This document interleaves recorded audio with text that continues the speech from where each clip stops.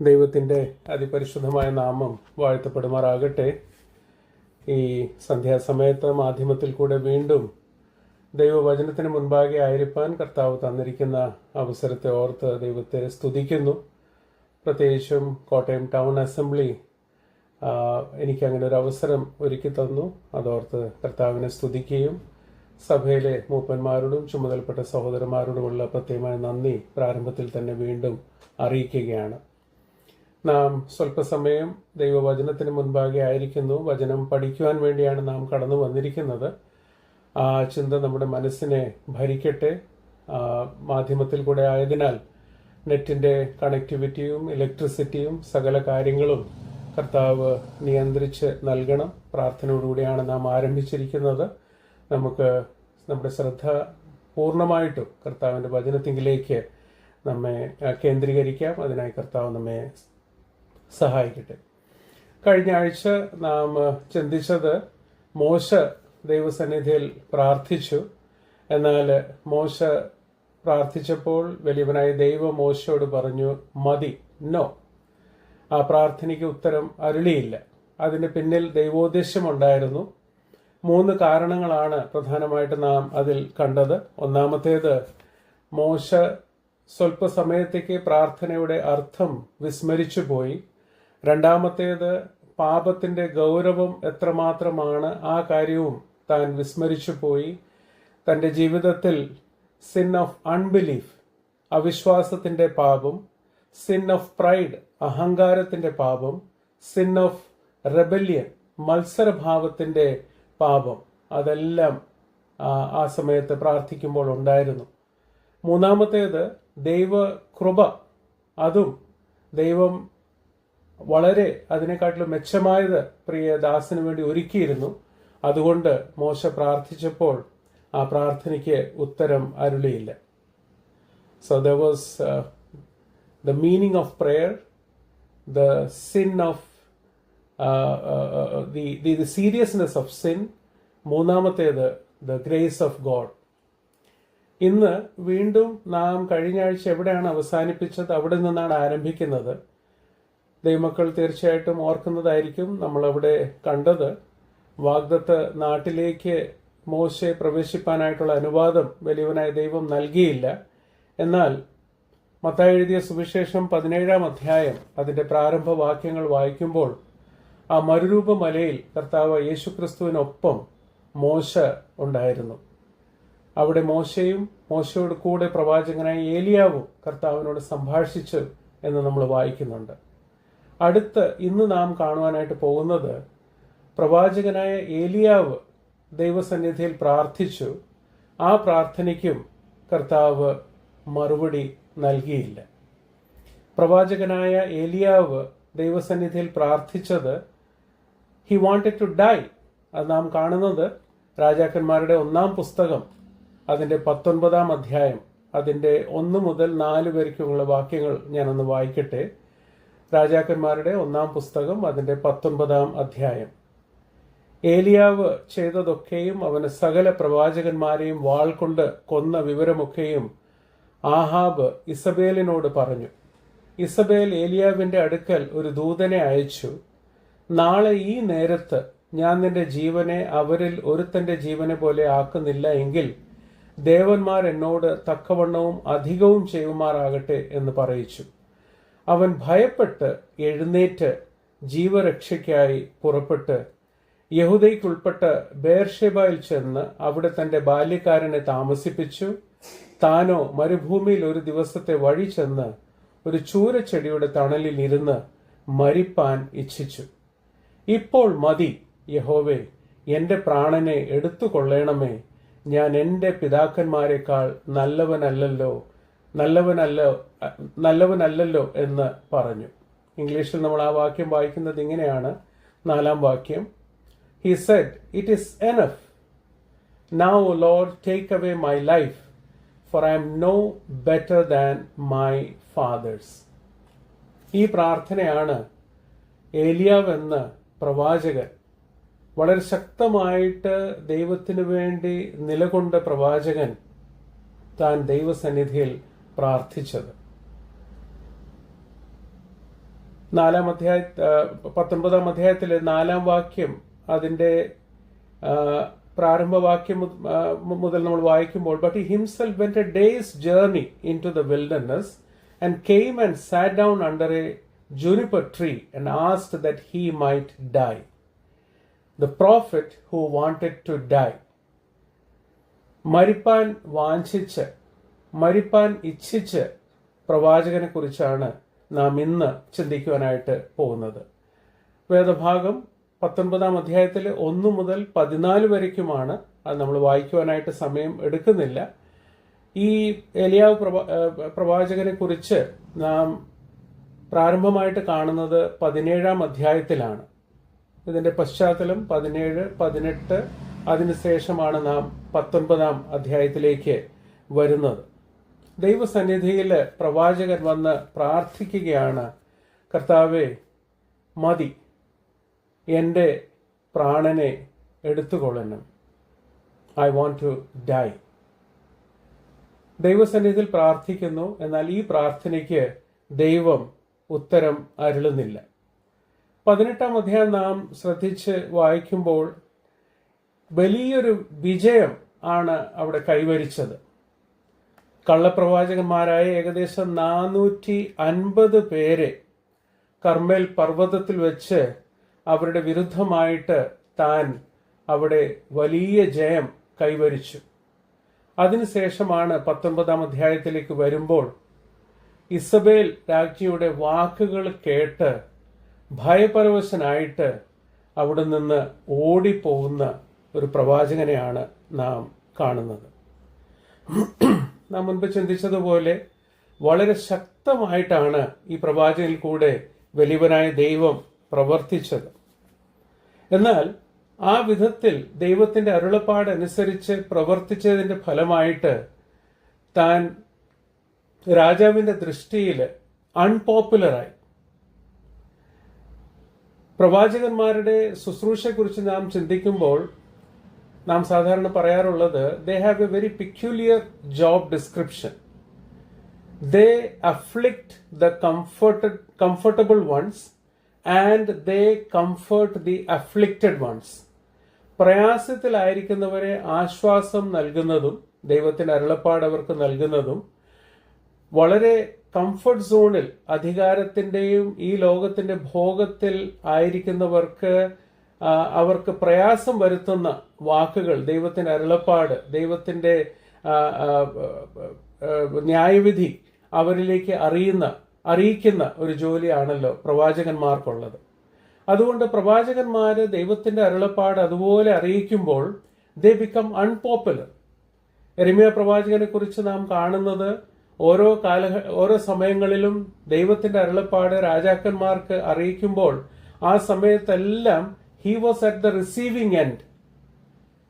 യെരമ്യാ പ്രവാചകന്റെ പുസ്തകത്തിൽ തന്നെ നാം കാണുന്നുണ്ട് തന്നെ ഒരു പൊട്ട കിണറ്റിൽ ഇട്ടു എന്നുള്ളത്. ആ അവസ്ഥയിൽ വരയ്ക്കും എത്തിച്ചേർന്ന സ്ഥിതിയാണ് പ്രവാചകന്മാരുടെ ജീവിതത്തിൽ വന്നിരുന്നത്. They used to be unpopular, but they were faithful. അവരൊരിക്കലും പേരും പ്രശസ്തിയും പ്രാപിക്കാനായിട്ട് ആഗ്രഹിച്ചല്ല അവർ കർത്താവിന്റെ ശുശ്രൂഷയിലായിരുന്നത്. അവർ വിശ്വസ്തരായിരുന്നു. ഇന്നത്തെ കാലഘട്ടത്തെ നമ്മൾ നോക്കുമ്പോൾ we have lot of popular preachers, but there are very few who are really faithful. ഇന്നും പേരും പ്രശസ്തിയും എല്ലാമുള്ള ധാരാളം ദൈവദാസന്മാര് നമ്മുടെ ചുറ്റിലും വിവിധ സഭാ വിഭാഗങ്ങളിൽ നമുക്ക് കാണുവാനായിട്ട് സാധിക്കും. എന്നാൽ വിശ്വസ്തരായിട്ട് കർത്താവിനെ സേവിക്കുന്നവരുടെ അംഗസംഖ്യ ചുരുക്കം. ഇന്നത്തെ ശുശ്രൂഷകൾ തന്നെ പലതും ഒരു സ്റ്റേജ് പെർഫോമൻസ് പോലെ, ഒരു കഥാപ്രസംഗം പ്രസംഗിക്കുന്നത് പോലെ ഉള്ള ശുശ്രൂഷകളുമാണ് നമ്മുടെ ചുറ്റിലും മിക്കവാറും നാം കാണുന്നത്. ദൈവത്തിന്റെ അരുളപ്പാട് അതുപോലെ ജനത്തെ അറിയിക്കുക, അതാണല്ലോ പ്രവാചകന്റെ ശുശ്രൂഷ. ദൈവം അരുളപ്പാട് നൽകിയതിനനുസരിച്ച് പ്രവർത്തിക്കുക, ശുശ്രൂഷകൾ നിർവഹിക്കുക. ആ കാര്യത്തിൽ ഏലിയാവ് വളരെ ശക്തമായിട്ട് തന്നെ പ്രവർത്തിച്ചു. എന്നാൽ ആ പ്രവർത്തനം, അതിന്റെ ഫലമായിട്ട് he became unpopular. തനിക്ക് ലഭിച്ചത് ആഹാബിന്റെയും ഇസബേൽ രാജ്ഞിയുടെയും ശത്രുതയാണ്. അതുകൊണ്ടാണ് നാം കാണുന്നത് 19 അധ്യായത്തിലേക്ക് വരുമ്പോൾ അവിടെ ഇസബേൽ പറയുകയാണ്, ഏലിയാവിന്റെ അടുക്കിലേക്ക് ഒരു ദൂതനെ അയച്ച് പറയിച്ചത് ഇങ്ങനെയാണ്: നാളെ ഈ നേരത്ത് ഞാൻ നിന്റെ ജീവനെ അവരിൽ ഒരുത്തന്റെ ജീവനെ പോലെ ആക്കുന്നില്ല എങ്കിൽ ദേവന്മാർ എന്നോട് തക്കവണ്ണവും അധികവും ചെയ്യുമാറാകട്ടെ എന്ന് പറയിച്ചു. അവൻ ഭയപ്പെട്ട് എഴുന്നേറ്റ് ജീവരക്ഷയ്ക്കായി പുറപ്പെട്ട് യഹൂദയ്ക്കുൾപ്പെട്ട ബേർഷെബയിൽ ചെന്ന് അവിടെ തന്റെ ബാല്യക്കാരനെ താമസിപ്പിച്ചു. താനോ മരുഭൂമിയിൽ ഒരു ദിവസത്തെ വഴി ചെന്ന് ഒരു ചൂരച്ചെടിയുടെ തണലിൽ ഇരുന്ന് മരിപ്പാൻ ഇച്ഛിച്ചു. ഇത്രയും ശക്തമായിട്ട് ദൈവത്തിന്റെ ഒരു പ്രവാചകനായി, ദൈവത്തിന്റെ ഒരു സാക്ഷിയായിട്ട് നിന്ന ഏലിയാവ് ഒരു സ്ത്രീയുടെ വാക്കുകൾ കേട്ട് ഭയപരവശനായിട്ട് അവിടെ നിന്ന് ഓടി പോവുകയാണ്.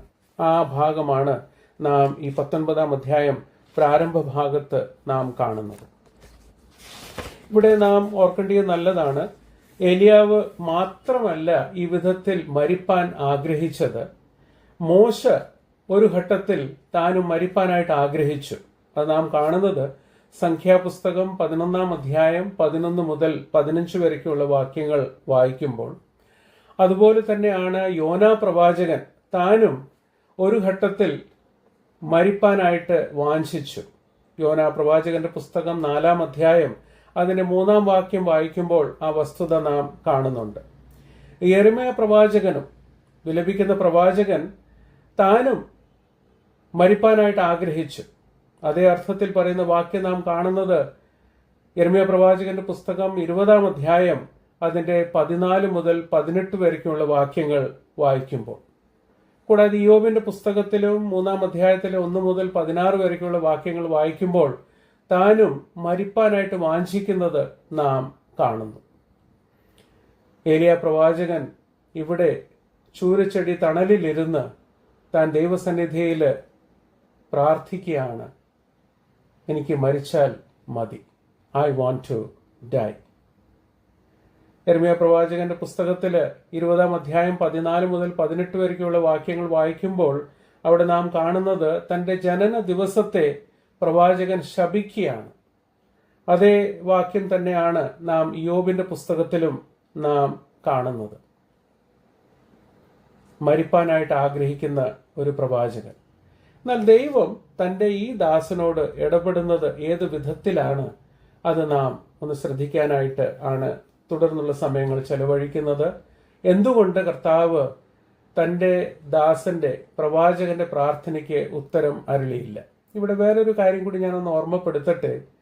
പലപ്പോഴും കർത്താവിന് വേണ്ടി വളരെ ശക്തമായിട്ട് പ്രവർത്തിക്കുന്ന, കർത്താവിന്റെ സാക്ഷിയായിട്ട് നിൽക്കുന്ന, ശുശ്രൂഷകളിൽ മുൻപന്തിയിൽ നിന്ന് ശോഭിക്കുന്ന ദൈവദാസന്മാരെ നാം അറിയാതെ തന്നെ സബ്കോൺഷ്യസ്ലി നമ്മുടെ ജീവിതത്തിൽ ഒരു ഡെമി ഗോഡ് സ്റ്റാറ്റസ് നമ്മൾ കൊടുക്കാറുണ്ട്. നമുക്കറിയാം, ഞാൻ പേരുകൾ എടുത്തു പറയാനായിട്ട് ആഗ്രഹിക്കുന്നില്ല. വളരെ ശക്തമായിട്ട് പ്രവർത്തിച്ച പല ദൈവദാസന്മാരുടെ ഒരു സോ കോൾഡ് ഫാൻസ് ആയിട്ട് മാറിയ വിശ്വാസികളെ നമുക്ക് കാണാം. തിരുവചനത്തിൽ നിന്നുള്ള വാക്യങ്ങൾ പറയുന്നതിന്റെ പകരം ഈ പറയുന്ന ദൈവദാസന്മാര് അവര് എഴുതി വെച്ചിരിക്കുന്ന, അല്ലെങ്കിൽ അവർ പ്രസംഗിച്ച സമയത്ത് പറയുന്ന വാക്കുകൾ അത് കോട്ട് ചെയ്ത് മാത്രം സംസാരിക്കുന്നവര് നമ്മുടെ ചുറ്റിലുമുണ്ട്. എന്നാൽ ഈ പറയുന്ന ഇത്രയും പേരും പ്രശസ്തിയുമുള്ള ദൈവദാസന്മാര് അവരും സാധാരണ മനുഷ്യരാണ്. അത് മാത്രമല്ല, പ്രലോഭനത്തിന്റെ നിമിഷങ്ങൾ വരുമ്പോൾ അവര് വീണുപോയ അവസ്ഥകളും അതിനെക്കുറിച്ച് നമുക്ക് നല്ല അവഗാഹമുണ്ട്. വളരെ വളരെ ശക്തമായിട്ട് ദൈവത്തിന് സാക്ഷിയായി നിന്ന പലരും ജീവാന്ത്യ സമയത്ത് അവരുടെ ജീവിതത്തിൽ വന്ന വീഴ്ച, തകർച്ച, സാക്ഷ്യ നഷ്ടപ്പെട്ട ഒരവസ്ഥ, അതെല്ലാം നാം കണ്ടിട്ടുണ്ട്. അതുകൊണ്ടാണല്ലോ എബ്രായ ലേഖനം അതിന്റെ 13-ാം അധ്യായത്തിൽ നാം വായിക്കുന്നത്, നമ്മെ നടത്തിയവരെ ഓർത്തുകൊള്ളുവിൻ എന്നവിടെ പറയുന്നുണ്ട്. എന്നാൽ തൊട്ടടുത്ത വാക്യം, എൻ്റെ ഓർമ്മ ശരിയാണെങ്കിൽ 13-ാം അധ്യായം 8-ാം വാക്യത്തിൽ അവിടെ ലേഖകൻ നമ്മെ ഓർമ്മിപ്പിക്കുന്നത് യേശു ക്രിസ്തു ഇന്നലെയും ഇന്നും എന്നേക്കും അനന്യനാണ്. 13-ാം അധ്യായത്തിൽ നാം അറിയുന്നത് പോലെ മാറ്റമില്ലാത്ത 3 സത്യങ്ങളെ വെളിപ്പെടുത്തുന്ന ഒരു അധ്യായമാണ്. ആ അധ്യായത്തിൽ തന്നെയാണ് നമ്മൾ വായിക്കുന്നത്, നമുക്ക് വേണ്ടി ഒരു മാറ്റമില്ലാത്തൊരു നഗരമുണ്ട്. We have an unchanging place. 8-ാം വാക്യത്തിലാണ് നാം വായിക്കുന്നത്, we have an unchanging person. മാറ്റമില്ലാത്തൊരു വ്യക്തിത്വമാണ് നമ്മുടെ കർത്താവായ യേശു ക്രിസ്തു. ഈ പറയുന്ന നമ്മെ സത്യത്തിലും നമ്മെ വിശ്വാസത്തിലും ഉറപ്പിച്ച് മുൻപോട്ട് നയിക്കുന്ന പ്രിയപ്പെട്ടവരെ നാം ഓർക്കണം. എന്നാൽ അവരാരും ദൈവത്തിന്റെ സ്ഥാനത്തിൽ ഉള്ളവരല്ല, അവർ മനുഷ്യർ തന്നെ. യാക്കോബിന്റെ ലേഖനത്തിൽ എലിയാവിനെ കുറിച്ച് പറയുമ്പോഴും ആ കാര്യമാണല്ലോ പറയുന്നത്. അപ്പോൾ നാം അവിടെ അതിന്റെ അടുത്ത വാക്യത്തിൽ 8-ാം വാക്യത്തിൽ തന്നെ ലേഖകൻ നമ്മെ ഓർമ്മപ്പെടുത്തുന്നത്, മാറ്റമില്ലാത്തവൻ, ആ വ്യക്തിത്വം ഒരുവൻ മാത്രം, അത് മറ്റാരുമല്ല, നമ്മുടെ രക്ഷിതാവും നമ്മുടെ കർത്താവും യേശു ക്രിസ്തു. അവൻ ഇന്നലെയും ഇന്നും എന്നേക്കും അനന്യനാണ്, ദി അൺചേഞ്ചിങ് പേഴ്സൺ. അത് മാത്രമല്ല, അതേ അധ്യായത്തിൽ 5-ാം വാക്യത്തിൽ നാം വായിക്കുന്നത് ദി അൺചേഞ്ചിങ് പ്രോമിസ്, മാറ്റമില്ലാത്ത വാഗ്ദത്തം. ഞാൻ നിന്നെ ഒരു നാളും കൈവിടുകയില്ല, ഉപേക്ഷിക്കുകയുമല്ല. I shall never leave you nor forsake you. An unchanging promise. അപ്പോൾ അതുകൊണ്ട് നമ്മുടെ ജീവിതത്തിലും നമ്മെ നടത്തിയവരെ നമ്മൾ തീർച്ചയായിട്ടും ഓർക്കുക. ഈ വചന ശുശ്രൂഷയിൽ നമ്മെ സഹായിക്കുന്ന, വചനത്തിൽ ഉറപ്പിക്കുന്ന, നമ്മെ വചനം പഠിപ്പിക്കുന്ന ആ പ്രിയപ്പെട്ടവരെല്ലാം നാം തീർച്ചയായിട്ടും ഓർക്കണം. അവരെ ബഹുമാനിക്കണം, അവരെ സ്നേഹിക്കണം, അവരെ കരുതണം. എന്നാൽ അവർക്കൊരു ഡെമി ഗോഡ് സ്റ്റാറ്റസ്, കാണപ്പെട്ട ഒരു ദൈവം എന്നൊരു സ്ഥാനം നാം ഒരിക്കലും കൊടുക്കരുത്. നമ്മുടെ കർത്താവ് അനന്യനാണ്. Is the same yesterday, today and for ever. ഏലിയാവ് ഇത്രയും വൻ കാര്യങ്ങൾ കർത്താവിന് വേണ്ടി ചെയ്തു. എന്നാൽ ഈ 19-ാം അധ്യായത്തിലേക്ക് വരുമ്പോൾ തൊട്ടടുത്ത സമയത്ത് തന്നെ അവിടെ നാം കാണുന്നത്, താൻ ഒരു സ്ത്രീയുടെ, ഇസബേലിന്റെ വാക്കുകൾ കേട്ട് ഭയപരവശനായിട്ട് അവിടെ നിന്ന് ഓടി പോവുകയാണ്. അവിടെ ഈ തൻ്റെ ദാസനോട് ദൈവം ഏതു വിധത്തിലാണ് ഇടപെടുന്നത്, അതിനെക്കുറിച്ചാണ് നാം ചിന്തിക്കുവാനായിട്ട് പോകുന്നത്. പ്രധാനമായിട്ട് നാം ചിന്തിക്കുന്നത് 3 കാര്യങ്ങളാണ്. ഒന്ന്, ഗോഡ് ലുക്ഡ് ബിഹൈൻഡ് ഹിം. പ്രവാചകന്റെ പിന്നിലേക്ക് ദൈവം ഒന്ന് വീക്ഷിച്ച് നോക്കി. ഏത് അവസ്ഥയിലാണ് താൻ ഈ വാക്കുകൾ ഉച്ചരിച്ചത്, അല്ലെങ്കിൽ ഈ പ്രാർത്ഥനയുടെ സ്വരം മുഴക്കിയത്, അതിൻ്റെ പശ്ചാത്തലം നമ്മുടെ കർത്താവ് ശ്രദ്ധിച്ച് നോക്കി. അതാണ് നമ്മൾ പ്രാരംഭമായിട്ട് നോക്കുന്നത്. താന് മാനസികമായിട്ടും ശാരീരികമായിട്ടും ഒരു ഡ്രെയിൻഡ് ഔട്ട് ആയിട്ടുള്ള ഒരു അവസ്ഥയിലാണ് താൻ ആയിരിക്കുന്നത്. 19-ാം അധ്യായത്തിലെ പ്രാരംഭ വാക്യങ്ങൾ വായിക്കുമ്പോൾ താൻ ഓടിപ്പോയി, ദൂരെ ഓടിപ്പോയി, ഒരു ദിവസത്തെ വഴി ചെന്ന് ഒരു ചൂരച്ചെടിയുടെ തണലിൽ ഇരുന്നിട്ടാണ് അവിടെ പ്രാർത്ഥിക്കുന്നത്. Physically, emotionally totally drained out ആയിട്ടൊരു സ്ഥിതിയാണ്. ആ സ്ഥിതി ദൈവം മനസ്സിലാക്കി കർത്താവ് അതിനനുസരിച്ചാണ് പ്രിയദാസനോട് ഇടപെടുന്നത്. പ്രാരംഭമായിട്ട് താൻ മരിക്കാൻ ഇച്ഛിക്കുന്നു എന്ന ദൈവസന്നിധിയിൽ വാഞ്ചിച്ച് പ്രാർത്ഥിച്ചപ്പോൾ തൻ്റെ പിൻഭാഗത്തേക്ക്, അല്ലെങ്കിൽ അതിന് മുൻപിൽ സംഭവിച്ച ആ ഭാഗത്തേക്കാണ് ദൈവം വീക്ഷിച്ചത്. താൻ ഏത് സാഹചര്യത്തിൽ കൂടെയാണ് കടന്നുപോയി ഇവിടെ എത്തിച്ചേർന്നിരിക്കുന്നത്, ആ അവസ്ഥയാണ് ദൈവം ആദ്യം വീക്ഷിച്ച് നോക്കുന്നത്. ബാലിന്റെ ആ കള്ളപ്രവാചകന്മാരുടെ മുൻപിൽ ധീരതയോടുകൂടി നിന്ന പ്രവാചകൻ, അവിടെ എത്രയോ അപകടകരമായിട്ടൊരു സ്ഥിതിയായിരുന്നു. എന്നാൽ അവിടെ ധീരതയോടുകൂടി നിൽക്കുക മാത്രമല്ല, അതിൽ ജയം പ്രാപിച്ചു വന്ന ഏലിയ പ്രവാചകൻ ഇവിടെ ശാരീരികമായിട്ടും മാനസികമായിട്ടും ഫിസിക്കലി ഇമോഷണലി ഡ്രെയിൻഡ് ഔട്ട് ആയിട്ടുള്ളൊരു സ്ഥിതിയിലാണ് താൻ എത്തിച്ചേർന്നിരിക്കുന്നത്. ആ സമയത്ത് തനിക്ക് ആവശ്യമുള്ളത് എന്താണെന്നുള്ളത് കർത്താവ് നന്നായി അറിയുന്നു. അതിനനുസരിച്ചാണ് അവിടെ കർത്താവ് പ്രിയദാസനോട് ഇടപെടുന്നത്.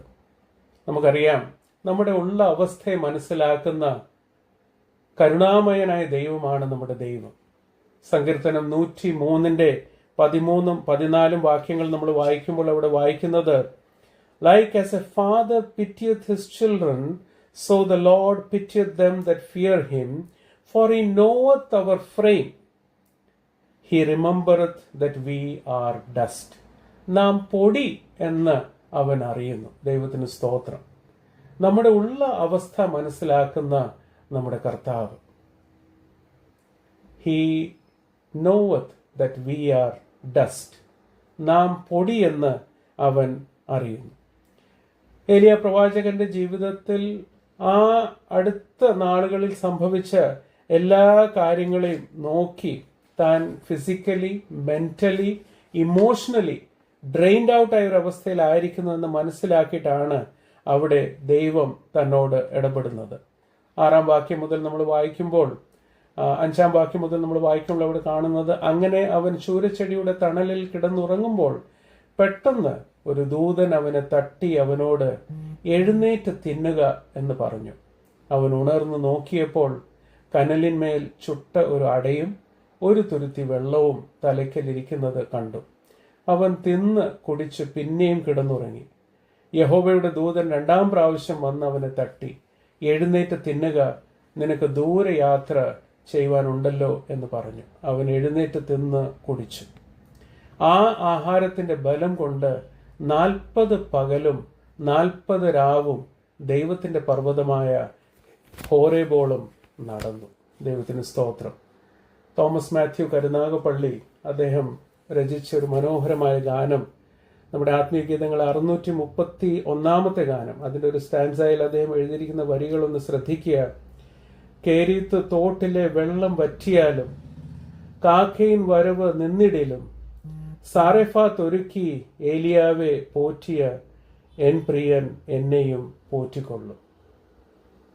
അത് സംഭവം അതിന് മുൻപിലത്തെ അധ്യായത്തിലാണ് സംഭവിച്ചിരിക്കുന്നത്. അതിനെക്കുറിച്ച് നമുക്ക് നല്ല അറിവുണ്ട്. എന്നാൽ ഈ ഭാഗം ചിന്തിക്കുമ്പോൾ, ഈ കഴിഞ്ഞ ദിവസങ്ങൾ ധ്യാനിക്കുമ്പോൾ ഈ ഒരു സ്റ്റാൻസ വീണ്ടും മനസ്സിലേക്ക് കടന്നു വന്നു.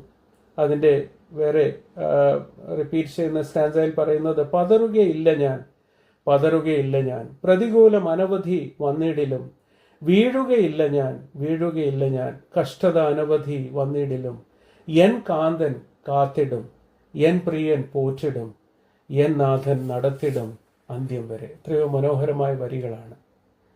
ഇവിടെ നമ്മുടെ ഉള്ള അവസ്ഥയെ മനസ്സിലാക്കുന്ന നമ്മുടെ ദൈവം തൻ്റെ പ്രവാചകൻ, തൻ്റെ ദാസനെ ആ ഫിസിക്കൽ, ഇമോഷണൽ, മെന്റൽ, അതിൽ ടോട്ടലി ഡ്രെയിൻഡ് ഔട്ട് ആയ അവസ്ഥയിൽ നിന്ന് തന്നെ റിഫ്രഷ് ചെയ്യുവാൻ വേണ്ടി ആവശ്യമുള്ള കാര്യം തൻ്റെ ദൂതനിൽ കൂടെ അവിടെ നൽകുകയാണ്. അത് ഒരു പ്രാവശ്യം മാത്രമല്ല, വീണ്ടും തനിക്കത് ആദ്യം നൽകുന്നു.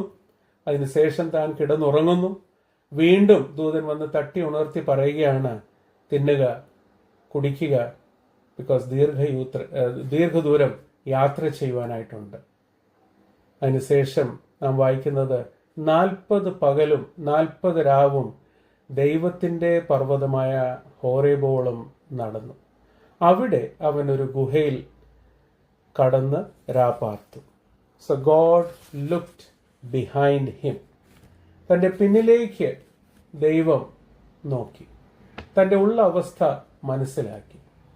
അടുത്തത് നാം കാണുന്നത്, ഗോഡ് ലുക്ഡ് വിത്തിൻ ഹിം.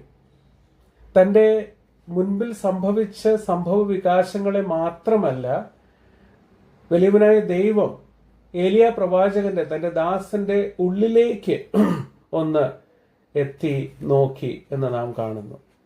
ഇതിന്റെ മുൻപിലത്തെ അധ്യായം, 18-ാം അധ്യായം, അതിൻ്റെ 39-ാം വാക്യം നമ്മൾ വായിക്കുമ്പോൾ, 1 രാജാക്കന്മാർ 18-ാം അധ്യായം അതിൻ്റെ 39-ാം വാക്യം, ചാപ്റ്റർ 18 വേഴ്സ് 39, 39-ാം വാക്യത്തിൽ നമ്മൾ വായിക്കുന്നത് ഇങ്ങനെയാണ്: ജനമെല്ലാം അതുകൊണ്ട് കവിണു വീണു, യഹോവ തന്നെ ദൈവം, യഹോവ തന്നെ ദൈവം എന്ന് പറഞ്ഞു. അതേത് സന്ദർഭത്തിലാണ് പറഞ്ഞത് നമുക്കറിയാം. ബാൽ ദൈവത്തിൻ്റെ കള്ളപ്രവാചകന്മാരെ, അവരുടെ വിരുദ്ധമായിട്ട് ധീരതയോടുകൂടി നിന്ന പ്രവാചകൻ ആ വലിയ ജയം കൈവരിച്ചു കഴിഞ്ഞപ്പോൾ ജനമെല്ലാം അവർ കവിണു വീണാണ് ഈ വാക്കുകൾ ഉച്ചരിച്ച് പറഞ്ഞത്, യഹോവ തന്നെ ദൈവം, യഹോവ തന്നെ ദൈവം. ഏലിയാവ് അവരോട് പറഞ്ഞത്, ബാലിന്റെ പ്രവാചകന്മാരെ പിടിപ്പീൻ, അവരിൽ ഒരുത്തനും ചാടിപ്പോകരുതെന്ന് പറഞ്ഞു. അവർ അവരെ പിടിച്ചു. ഏലിയാവ് അവരെ താഴെ കീശോൻ തോട്ടിനരികെ കൊണ്ടുചെന്ന് അവിടെ വെച്ച് വെട്ടി കൊന്ന് കളഞ്ഞു. അത്രയും വലിയ ഒരു ജയം പ്രാപിച്ച് ഏലിയാവ്.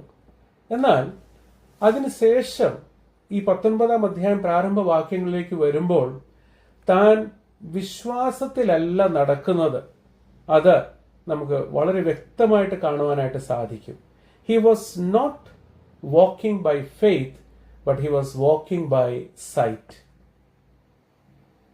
താന് വിശ്വാസത്തിലല്ല ഒരു ചുവട് വെച്ച് മുൻപോട്ട് പോയിരുന്നത്, ചുറ്റുപാടിലേക്ക് നോക്കിയിട്ടാണ് താന് ഓരോ ചുവട് വെച്ച് പോകുന്നത്.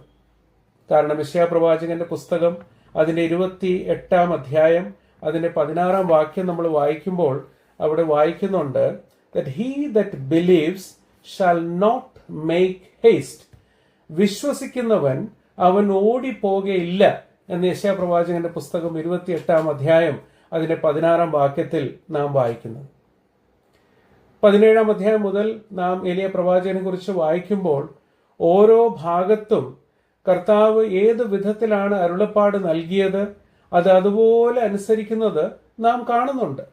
1 രാജാക്കന്മാരുടെ പുസ്തകം തന്നെ അതിന്റെ 17 അധ്യായത്തിലേക്ക് നമുക്ക് വരാം. അതിന്റെ 2-3 വാക്യങ്ങൾ നമ്മൾ വായിക്കുമ്പോൾ, പിന്നെ അവന് യഹോവയുടെ അരുളപ്പാട് ഉണ്ടായത് എന്തെന്നാൽ, നീ ഇവിടെ നിന്ന് പുറപ്പെട്ട് കിഴക്കോട്ട് ചെന്ന് യോർദാനും കിഴക്കുള്ള കേരിത്തോട്ടിനരികെ ഒളിച്ചിരിക്കുക. തോട്ടിൽ നിന്ന് നീ കുടിച്ചുകൊള്ളണം. അവിടെ നിനക്ക് ഭക്ഷണം തരേണ്ടതിന് ഞാൻ കാക്കയോട് കൽപ്പിച്ചിരിക്കുന്നു. അത് അങ്ങനെ തന്നെ അവൻ ചെയ്യുന്നതായിട്ട് നാം കാണുന്നു. അതേ അധ്യായത്തിൽ തന്നെ 8-9 വാക്യങ്ങൾ നമ്മൾ വായിക്കുമ്പോൾ അവിടെയും നാം കാണുന്നത്, അപ്പോൾ അവന് യഹോവയുടെ അരുളപ്പാടുണ്ടായത് എന്തെന്നാൽ, നീ എഴുന്നേറ്റ് സീദോനോട് ചേർന്ന് സാരെഫാത്തിലേക്ക് ചെന്ന് അവിടെ പാർക്ക. നിന്നെ പുലർത്തേണ്ടതിന് അവിടെ ഉള്ള ഒരു വിധവയോട് ഞാൻ കൽപ്പിച്ചിരിക്കുന്നു. അങ്ങനെ തന്നെ അവൻ ചെയ്യുന്നു. ഇനി 18 അധ്യായത്തിലേക്ക് വരുമ്പോഴോ 18 അധ്യായത്തിലെ 1-2 വാക്യങ്ങൾ വായിക്കുമ്പോൾ, ഏറിയ നാൾ കഴിഞ്ഞിട്ട് 3-ാം സംവത്സരത്തിന് ഏലിയാവിന് യഹോവയുടെ അരുളപ്പാടുണ്ടായി, നീ ചെന്ന് ആഹാബിനോട് നിന്നെ തന്നെ കാണിക്ക, ഞാൻ ഭൂതലത്തിൽ മഴ പെയ്യിപ്പാൻ പോകുന്നു എന്ന് പറഞ്ഞു. ഏലിയാവ് ആഹാബിനോട് തന്നെ താൻ കാണിപ്പാൻ പോയി. ക്ഷാമമോ ശമര്യയിൽ കഠിനമായിരുന്നു. അപ്പോൾ ഏതൊക്കെ ഘട്ടത്തിൽ കർത്താവ് വലിയവനായ ദൈവം തനിക്ക് കൽപ്പിച്ചത്, അരുളപ്പാട് നൽകിയത്, അത് അക്ഷരം പ്രതി അനുസരിച്ച് പ്രവർത്തിക്കുന്ന ഒരു പ്രവാചകനെയാണ് നാം അവിടെ കാണുന്നത്. എന്നാൽ 19 അധ്യായത്തിലേക്ക് വരുമ്പോഴോ അവിടെ ഒരു പരാജയമാണ് നാം കാണുന്നത്. He was walking by sight, not by faith. താൻ വിശ്വാസത്തിലല്ല, കാണുന്നതിൽ മാത്രം അതിൽ തൻ്റെ ദൃഷ്ടി വെച്ച് താൻ മുൻപോട്ട് പോകുന്ന ഒരവസ്ഥ. അത് നമ്മൾ കഴിഞ്ഞ ആഴ്ച ചിന്തിച്ചതാണ്. ഏറ്റവും വലിയ ശക്തിയായിട്ട് അവർക്കുണ്ടായിരുന്നത് അതിൽ തന്നെയാണ് അവരുടെ പരാജയം സംഭവിച്ചത്. മോശയെക്കുറിച്ച് നമ്മൾ കണ്ടു. ഹി വാസ് ദ മീക്കസ്റ്റ് മാൻ, അതിസൗമ്യനായ വ്യക്തി. എന്നാൽ ഒരു ക്ഷണത്തിൽ ആ സൗമ്യത നഷ്ടപ്പെട്ടു. അബ്രഹാമിന്റെ ജീവിതത്തിൽ, വിശ്വാസത്തിൽ ഓരോ ചുവട് വെച്ച് പോകുന്ന അബ്രഹാമിന്റെ ജീവിതത്തിൽ 1 അല്ല 2 പ്രാവശ്യം കള്ളം പറയുന്ന സ്ഥിതി വന്നു. പത്രോസിന്റെ ജീവിതത്തിൽ, ദാവീദിന്റെ ജീവിതത്തിൽ പരമാർത്ഥത, സത്യസന്ധത, ഇന്റഗ്രിറ്റി ആയിരുന്നു തന്റെ ജീവിതത്തിലെ ഏറ്റവും വലിയ ശക്തി. എന്നാൽ അവിടെ തന്നെ താൻ പിടിക്കപ്പെട്ടു. ഇവിടെയും ഏലിയാവ് താന് വിശ്വാസ ദൃഷ്ടിയിൽ കാണാതെ സ്വന്തം ദൃഷ്ടിയിൽ മാത്രം ശ്രദ്ധിച്ച് ചുവട് വെച്ച് പോകുന്ന ഒരവസ്ഥ. അത് മാത്രമല്ല, മോശയുടെ ജീവിതത്തിലും അഹംഭാവം പ്രവേശിച്ചതുപോലെ തന്നെ ഇവിടെയും ഏലിയ പ്രവാചകന്റെ വാക്കൊന്ന് ശ്രദ്ധിക്കുക. 1 രാജാക്കന്മാർ അതിന്റെ 19 അധ്യായം അതിന് 4-5 വാക്യങ്ങൾ നമ്മൾ വായിച്ചതാണ്. അവിടെ താന് പ്രാർത്ഥിച്ച് പറയുമ്പോൾ അവിടെ പറയുന്നൊരു വാക്ക് ശ്രദ്ധിക്കുക.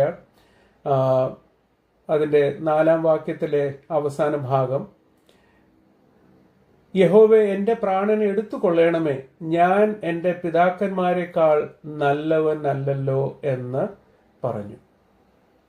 I am no better than my fathers. I am no better than my fathers. A heart of pride എന്നാണ് ഡോക്ടർ വാറൻ വിയർസ്പി തന്റെ പുസ്തകത്തിൽ എഴുതിയിരിക്കുന്നത്. കർത്താവിന്റെ ദാസന്റെ ഹൃദയത്തിൽ ഒരു ഹംബിൾ പ്രൈഡ്, അതിനെക്കാട്ടും അധികമാണ് ആ വിധത്തിലുള്ള ഒരു ഹൃദയത്തെയാണ് ദൈവം കണ്ടത്. He looked within him and what he saw was unbelief, impatience, pride. അവിശ്വാസവും കാത്തിരിപ്പാനായിട്ടുള്ളൊരു മനസ്സില്ലായ്മ, അഹംഭാവം, അത് മാത്രമാണ് കണ്ടത്. അതിനോടൊപ്പം കർത്താവ് അവിടെ വീക്ഷിച്ച് കണ്ടത് സെൽഫ് പിറ്റി, സ്വയം അനുതാപം. നമുക്കറിയാം, നമ്മൾ തന്നെ പലപ്പോഴും ഒരു സെൽഫ് പിറ്റി നമ്മുടെ ഹൃദയത്തിൽ ഉണ്ടാകും. ഞാൻ ഇത്രയൊക്കെ ഉള്ളൂ എന്ന്. അതൊരു ഹംബിൾ പ്രൈഡ് എന്ന് മാത്രമേ നമുക്ക് പറയാനായിട്ട് സാധിക്കുകയുള്ളൂ. തൻ്റെ ദൃഷ്ടി തന്നിലേക്ക് തന്നെ ആയിരിക്കുന്നൊരവസ്ഥയാണ് ദൈവം പ്രവാചകനിലേക്ക്, ഉള്ളിലേക്ക് ഒന്ന് എത്തി നോക്കിയപ്പോൾ അവിടെ കണ്ടത്. ഇംപേഷ്യൻസ്.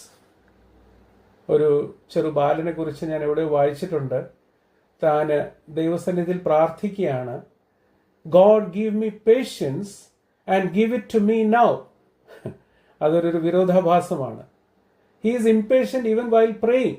താൻ പ്രാർത്ഥിക്കുകയാണ്, കർത്താവ് എനിക്ക് ദീർഘക്ഷമ തരണമേ, give me patience but give it to me now. അതിപ്പോൾ തന്നെ എനിക്ക് വേണം എന്ന് പ്രാർത്ഥിക്കുന്നു.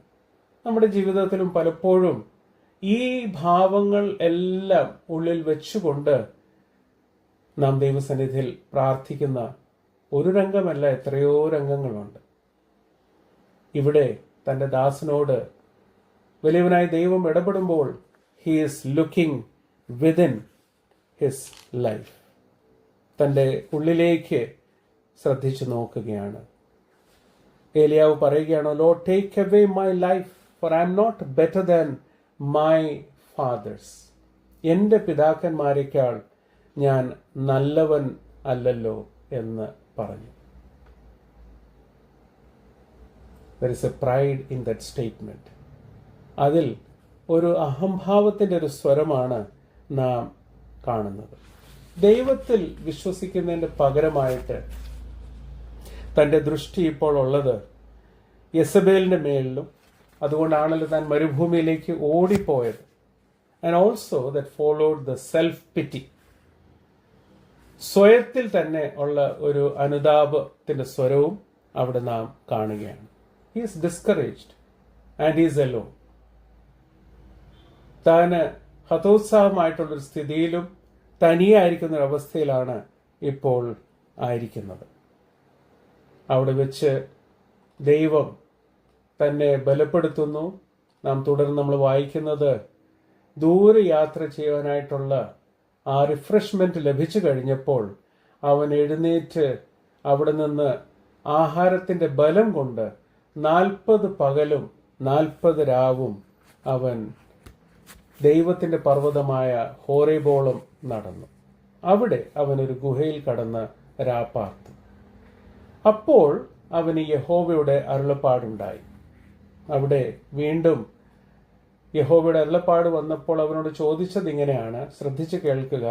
ഏലിയാവേ, ഇവിടെ നിനക്ക് എന്ത് കാര്യം എന്ന് ചോദിച്ചു. ആംപ്ലിഫൈഡ് വെർഷനിൽ അതിനെക്കുറിച്ച് എഴുതിയിരിക്കുന്നത് ഇങ്ങനെയാണ്, he said to him, what are you doing here Elijah? Such a simple question. നമ്മുടെ കർത്താവ് ചില ചോദ്യങ്ങൾ നമ്മോട് ചോദിക്കുമ്പോൾ അതിൻ്റെ പിന്നിൽ വലിയ ഒരു ഉദ്ദേശമുണ്ട് എന്ന് നാം എപ്പോഴും ഓർക്കണം. കർത്താവിന് അറിയാത്ത ഒരു വിഷയവുമില്ല. അവൻ്റെ ഉള്ള അവസ്ഥ കർത്താവ് നന്നായിട്ട് അറിയുന്നു. എന്നാൽ വീണ്ടും തൻ്റെ പ്രവാചകനിൽ നിന്ന് തന്നെ, തൻ്റെ വായിൽ നിന്ന് തന്നെ അത് കേൾക്കുവാൻ വേണ്ടി അവിടെ ചോദിക്കുകയാണ്, what are you doing here Elijah? അതിന് മറുപടിയായിട്ട് ഏലിയാവ് വീണ്ടും താൻ പറഞ്ഞ കാര്യങ്ങൾ ആവർത്തിച്ചു പറയുകയാണ്. സൈന്യങ്ങളുടെ ദൈവമായ യഹോവയ്ക്ക് വേണ്ടി ഞാൻ വളരെ ശുഷ്കാന്തിച്ചിരിക്കുന്നു. ഇസ്രായേൽ മക്കൾ നിന്റെ നിയമത്തെ ഉപേക്ഷിച്ച് നിന്റെ യാഗപീഠങ്ങളെ ഇടിച്ച് നിന്റെ പ്രവാചകന്മാരെ വാൾ കൊണ്ട് കൊന്നുകളഞ്ഞു. ഞാൻ ഒരുത്തൻ മാത്രം ശേഷിച്ചിരിക്കുന്നു. അവർ എനിക്കും ജീവഹാനി വരുത്തുവാൻ നോക്കുന്നു എന്ന് പറഞ്ഞു. വീണ്ടും റീട്രീറ്റ് ചെയ്തിട്ട് അതേ വാക്കുകൾ ഉച്ചരിച്ച് താൻ ദൈവസന്നിധിയിൽ വീണ്ടും ആവർത്തിച്ച് പറയുകയാണ്. അതിനുശേഷം നാം കാണുന്നത്, നീ പുറത്തു വന്ന് പർവ്വതത്തിൽ യഹോവയുടെ മുൻപാകെ നിൽക്ക എന്നവൻ കൽപ്പിച്ചു. അപ്പോൾ ഇതാ യഹോവ കടന്നു പോകുന്നു. ആദ്യം നാം കണ്ടത് ഗോഡ് ലുക്ഡ് ബിഹൈൻഡ് ഹിം. ദൈവം പശ്ചാത്തലത്തിൽ സംഭവ വികാസങ്ങളെ വീക്ഷിച്ചു നോക്കി തൻ്റെ ദാസനോട് ഇടപെട്ടു. God looked within him. തൻ്റെ ഉള്ളിലേക്ക് ദൈവം ശ്രദ്ധിച്ച് നോക്കി, ഉള്ള അവസ്ഥ മനസ്സിലാക്കി. അതിനുശേഷം നാം കാണുന്നത് ഗോഡ് ലുക്ഡ് ബിയോണ്ട് ഹിം. ദൈവം മുന്നിലേക്കുള്ള കാര്യങ്ങളെയും അവിടെ നോക്കിയിട്ടാണ് തൻ്റെ ദാസനോട് ഇടപെടുന്നത്. വേറൊരു ഉദ്ദേശത്തോടു കൂടിയാണ് തൻ്റെ ദാസന്റെ പ്രാർത്ഥനയ്ക്ക്, ആ പ്രാർത്ഥനയ്ക്ക് അനുസരിച്ചുള്ളൊരു ഉത്തരം കർത്താവ് നൽകാതെ ഇരുന്നത്. തൻ്റെ ഹൃദയത്തിൽ ഇപ്പോഴത്തെ അവസ്ഥ അവിശ്വാസവും ക്ഷമയില്ലായ്മയും ഒരു അഹംഭാവം അത് മാത്രം നിറഞ്ഞിരിക്കുന്ന ഒരു ഹൃദയം കൊണ്ടാണ് ദൈവസന്നിധിയിൽ തൻ്റെ ദാസൻ പ്രാർത്ഥിച്ചത്. God looked beyond him. ഇവിടെ ദൈവം ആദ്യം അവിടെ ചെയ്യുന്നത്, ഈ കാര്യങ്ങൾ ചോദിച്ചതിന് ശേഷം, ആ മറുപടി കേട്ടതിന് ശേഷം അവിടെ നമ്മൾ കാണുന്നത് ശക്തിയുള്ളൊരു കൊടുങ്കാറ്റ് യഹോവയുടെ മുൻപിൽ പർവ്വതങ്ങളെ കീറി പാറകളെ തകർത്തു. എന്നാൽ കാറ്റിൽ യഹോവ ഇല്ലായിരുന്നു. കാറ്റിന്റെ ശേഷം ഒരു ഭൂകമ്പമുണ്ടായി. ഭൂകമ്പത്തിലും യഹോവ ഇല്ലായിരുന്നു. ഭൂകമ്പത്തിന്റെ ശേഷം ഒരു തീ, തീയിലും യഹോവ ഇല്ലായിരുന്നു. തീയുടെ ശേഷം സാവധാനത്തിൽ ഒരു മൃദു സ്വരം ഉണ്ടായി. That is music to our ears. അതിനുശേഷം സാവധാനത്തിൽ ഒരു മൃദു സ്വരം അവിടെ ഉണ്ടായി. ഏലിയാവ് അത് കേട്ടിട്ട് തൻ്റെ പുതപ്പ് കൊണ്ട് മുഖം മൂടി പുറത്തു വന്ന് ഗുഹമുഖത്ത് നിന്നു. വീണ്ടും അവിടെ ചോദിക്കുകയാണ്, ഏലിയാവേ, ഇവിടെ നിനക്ക് എന്ത് കാര്യം എന്ന് ചോദിക്കുന്നൊരു ശബ്ദം അവൻ കേട്ടു. Elijah, what are you doing here? മൃദുവായിട്ടുള്ള, സാവധാനത്തിലുള്ള ഒരു സ്വരം. ഏലിയാവിനെ കുറിച്ച് നമുക്കറിയാം, ചരിത്രത്തിൽ ഇത്രയും ധീരമായിട്ട് വലിയവനായ ദൈവത്തിന് വേണ്ടി നിന്ന പ്രവാചകൻ, ആ പ്രവാചകനോട് വലിയവനായ ദൈവം ഇടപെടുന്നത് because God looked beyond him. തൻ്റെ പ്രാർത്ഥനയ്ക്ക് ഉത്തരം നൽകാതെ അവിടെ ഇടപെടുന്ന ഓരോ ഘട്ടം, ഓരോ രംഗം നാം ഒന്ന് ശ്രദ്ധിച്ച് നോക്കുക.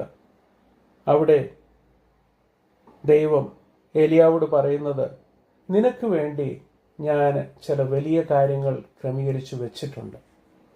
എന്നാൽ ആവർത്തിച്ച് അവിടെ ചോദിക്കുകയാണ്. വീണ്ടും ഇവിടെ ചോദിച്ചപ്പോൾ അതിന് വീണ്ടും അവൻ പറയുന്ന മറുപടി ശ്രദ്ധിക്കുക. സൈന്യങ്ങളുടെ ദൈവമായ യഹോവയ്ക്ക് വേണ്ടി ഞാൻ വളരെ ശുഷ്കാന്തിച്ചിരിക്കുന്നു. ഇസ്രായേൽ മക്കൾ നിന്റെ നിയമത്തെ ഉപേക്ഷിച്ചു, നിന്റെ യാഗപീഠങ്ങളെ ഇടിച്ചു, നിന്റെ പ്രവാചകന്മാരെ വാൾ കൊണ്ട് കൊന്നുകളഞ്ഞു. ഞാൻ ഒരുത്തൻ മാത്രം ശേഷിച്ചിരിക്കുന്നു. ആവർത്തിച്ച് അതേ കാര്യം തന്നെ പറയുകയാണ്. എനിക്കും അവർ ജീവഹാനി വരുത്തുവാൻ നോക്കുന്നു എന്ന് പറഞ്ഞു. യഹോവ അവനോട് അരുളി ചെയ്തത് എന്തെന്നാൽ, നീ പുറപ്പെട്ട്, അവിടെ ചില നിർദ്ദേശങ്ങൾ അവിടെ നൽകുകയാണ്. അതിനെക്കുറിച്ചാണ് തുടർന്ന് നാം വായിക്കുന്നത്.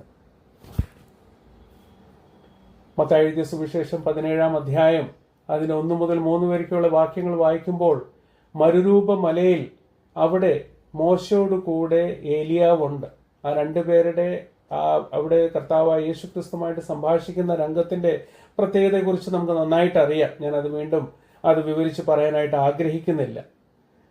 അവിടെ ആയിരിക്കാനുള്ള വലിയൊരു പദ്ധതി ആണ് ദൈവത്തിന്റെ കാര്യപരിപാടിയിലുള്ളത്. അത് മാത്രമല്ല, ഏത് വിധത്തിൽ ഏലിയാവ് ഈ ലോകത്ത് നിന്ന് എടുക്കപ്പെടണം ഇന്ന് നമുക്ക് ഓർക്കുവാനായിട്ടുള്ള 2 രാജാക്കന്മാരുടെ പുസ്തകം അതിന്റെ 2-ാം അധ്യായം 11-ാം വാക്യം വായിക്കുമ്പോൾ ഏലിയാവ് ഏത് വിധത്തിലാണ് എടുക്കപ്പെട്ടത് അതിനെക്കുറിച്ച് നമ്മൾ അവിടെ കാണുന്നുണ്ട്. അത്രയും ഉന്നതമായ ഒരു ഒരു പ്ലാനാണ്, ഒരു പദ്ധതിയാണ് തൻ്റെ പ്രവാചകന് വേണ്ടി കർത്താവ് ഒരുക്കിയിരിക്കുന്നത്. എന്നാൽ അതിന് ഒരു അബ്രപ്റ്റ് എൻഡ് കൊണ്ടുവരുവാൻ വേണ്ടിയാണ് ഇവിടെ ഇത്രയും ധീരമായിട്ട് നിന്ന് പ്രവാചകൻ ദൈവസന്നിധിയിൽ വന്ന് പ്രാർത്ഥിക്കുന്നത്, കർത്താവെ, ഐ വാണ്ട് ടു ഡൈ, എൻ്റെ പ്രാണൻ എന്നിൽ നിന്നും എടുക്കണമേ. അവിടെ ദൈവം എത്രയോ ആർദ്രതയോടുകൂടെ തൻ്റെ ദാസനോട് ഇടപെടുന്നു. ഒന്നാമത്തേത് നാം കാണുന്നത്, ഹീ റിഫ്രഷ്ഡ് ഹിം. അവിടെ തൻ്റെ ആ physical, mental, emotional drained out ആയിട്ടുള്ള അവസ്ഥയിൽ ഏറ്റവും ആവശ്യമുള്ള ആഹാരം, വെള്ളം അവർക്ക് നൽകുന്നു. തൻ്റെ പ്രവാചകന് അത് നൽകി. പ്രവാചകൻ ഒരു ദൂരയാത്രയ്ക്ക് വേണ്ടി ഒരുങ്ങുകയാണ്. He is going to wander in different places.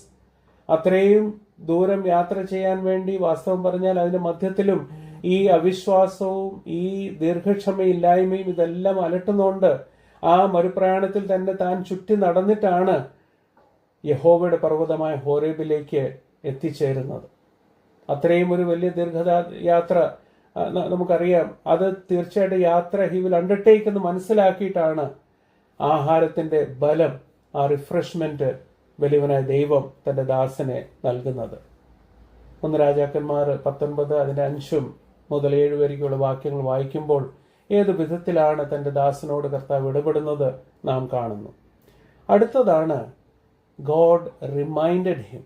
ദൈവം തന്നെ ചില കാര്യങ്ങൾ ഓർമ്മപ്പെടുത്തുകയാണ്. അതാണ് ഈ അധ്യായത്തിലെ 9ഉം 10ഉം വാക്യങ്ങൾ നമ്മൾ വായിക്കുമ്പോൾ അവിടെ കാണുന്നത്.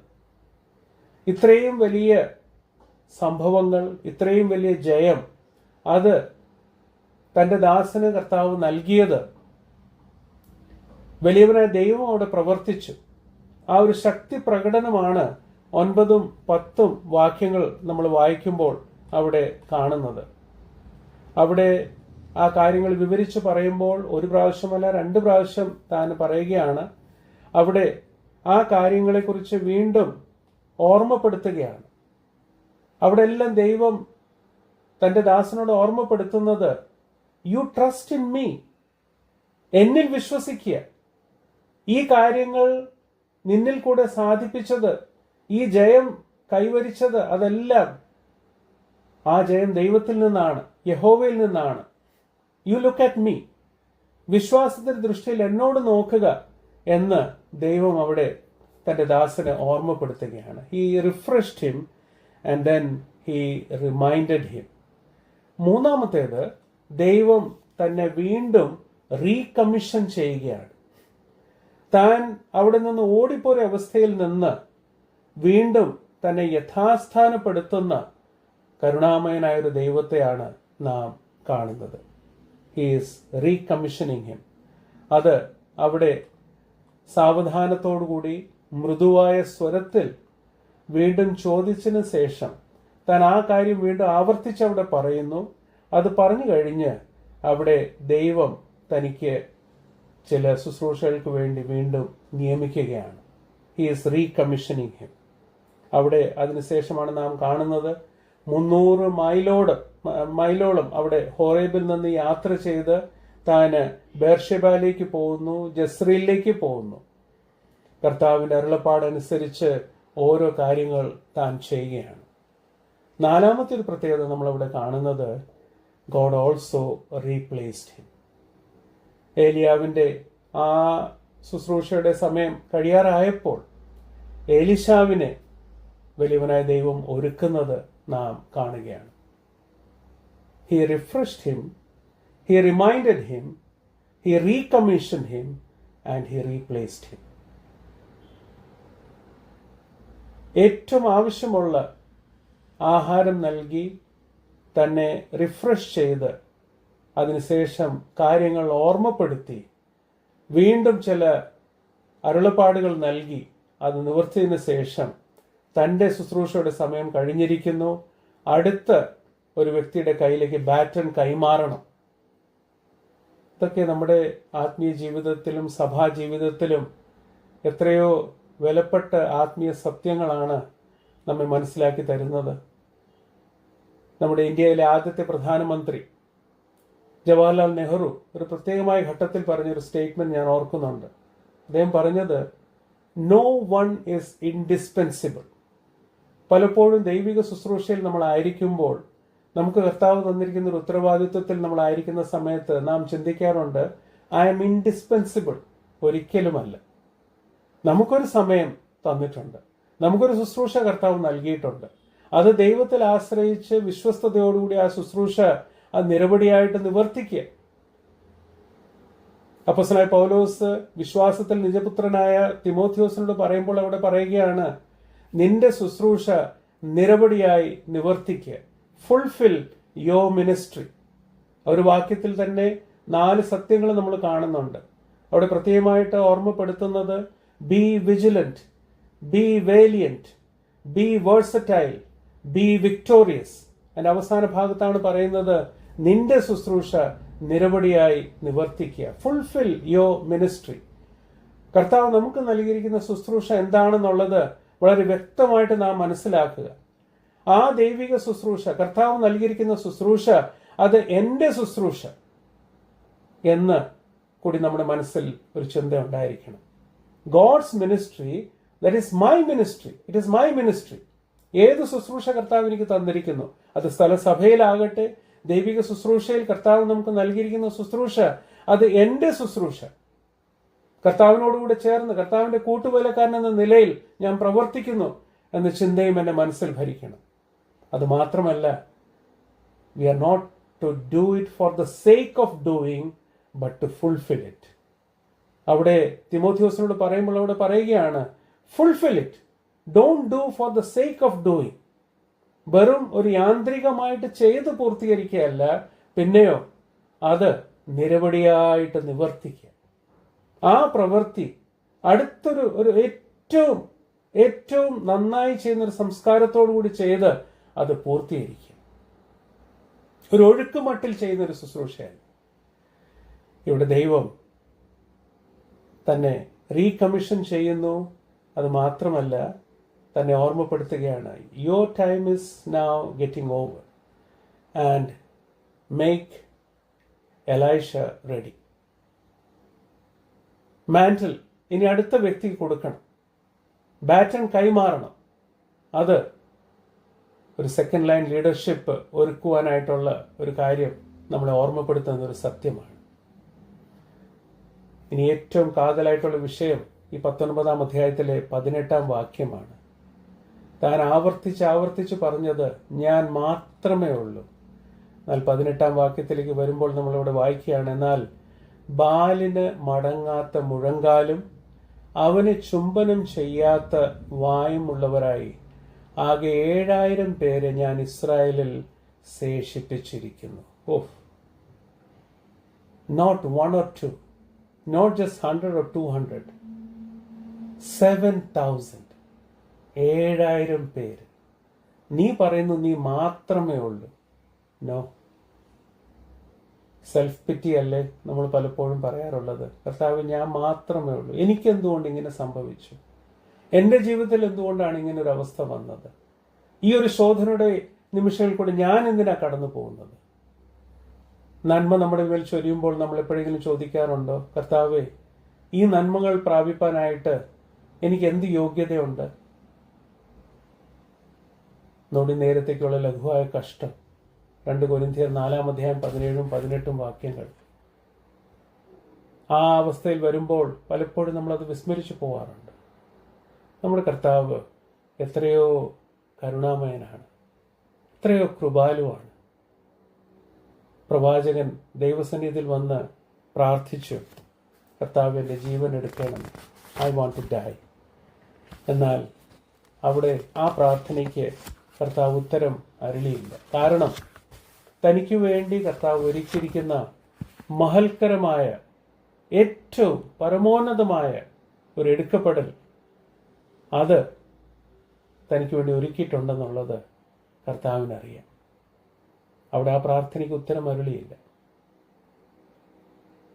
ഹി ലുക്ക്ഡ് ബിഹൈൻഡ് ഹിം, പിന്നിലേക്ക് നോക്കി. ഹി ലുക്ക്ഡ് വിതിൻ ഹിം, തൻ്റെ ഉള്ളിലേക്ക് നോക്കി.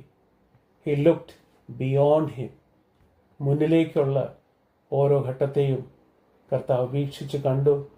പ്രവാചകന്റെ പ്രാർത്ഥനയ്ക്ക് ഉത്തരം അരുളിയില്ല. ഈ സന്ധ്യാസമയത്തും നമ്മുടെ ജീവിതത്തിൽ ചില പ്രാർത്ഥനാ വിഷയങ്ങളുമായിട്ട് നമ്മൾ കർത്താവിൻ്റെ ഭാഗത്തേക്ക് വരും. കൃപയുടെ സിംഹാസനത്തിൻ്റെ അരികിലേക്ക് നാം വരും. ഉത്തരം ലഭിക്കാത്തപ്പോൾ വളരെ വിഷമം തോന്നും. നമുക്കും ഒരു ഡിസ്കറേജ്മെൻറ്റ് നമ്മുടെ ഹൃദയത്തിൽ അറിയാതെ തോന്നിയേക്കാം. എന്നാൽ ആ സമയങ്ങളിൽ ഇന്നത്തെ വചനക്കേൾവി നമ്മെ ഓർമ്മിപ്പിക്കുന്നത് കർത്താവ് നമുക്ക് വേണ്ടി ഒരുക്കിയിരിക്കുന്നത് അതിനേക്കാട്ടിലും മെച്ചമായതാണ്. തിരുവഴുത്തിൽ നാം വായിക്കുന്നത് തൻ്റെ ഏകജാതനായ പുത്രനെ നമുക്ക് വേണ്ടി തന്ന കർത്താവ്, അതാണ് ആ ഹയർ ലെവൽ. അവൻ മറ്റെല്ലാ കാര്യങ്ങളും നമുക്ക് നൽകാതിരിക്കുമോ? ഒരിക്കലുമില്ല. നമ്മുടെ പ്രാർത്ഥനയുടെ സ്വരം എന്താണ്?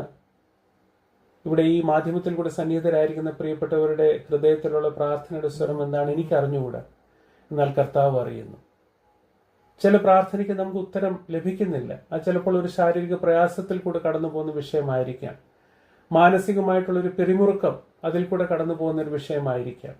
എന്നാൽ കർത്താവ് അറിയുന്നു. മനസ്സലിവുള്ള കർത്താവാണ് നമ്മുടെ കർത്താവ്. ദീർഘനാളായിട്ട് പ്രാർത്ഥിക്കുന്ന എത്രയോ വിഷയങ്ങൾ നമുക്കുണ്ട്. എന്നാൽ കർത്താവിൻ്റെ സമയത്ത് കർത്താവ് തീർച്ചയായിട്ടും അതിന് ഉത്തരം അരുളും.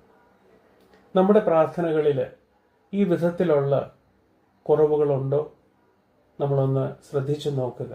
അങ്ങനെ ഉണ്ടെങ്കിൽ ആ കുറവുകളെ നികത്തി യഥാസ്ഥാനപ്പെട്ട് കർത്താവിൻ്റെ ഹിതത്തിനനുസരിച്ച് ദൈവസന്നിധിയിൽ നമ്മുടെ പ്രാർത്ഥനകളുമായിട്ട് വരുവാനും കർത്താവിൻ്റെ സന്നിധിയിൽ പ്രാർത്ഥിക്കുവാനും നിന്റെ ഹിതം മാത്രം നിറവേറണം എന്ന ചിന്തയോടുകൂടി പ്രാർത്ഥനാ വിഷയങ്ങൾ അർപ്പിപ്പാനും കർത്താവ് നമ്മെ സഹായിക്കട്ടെ. ഈ സന്ധ്യാസമയത്തും വീണ്ടും വചനത്തിന് മുൻപാകെ ഇരിക്കുവാനും ഉത്തരം ലഭിക്കാത്തൊരു പ്രാർത്ഥനയെക്കുറിച്ച് കേൾക്കുവാനും കർത്താവ് കൃപ ചെയ്തു.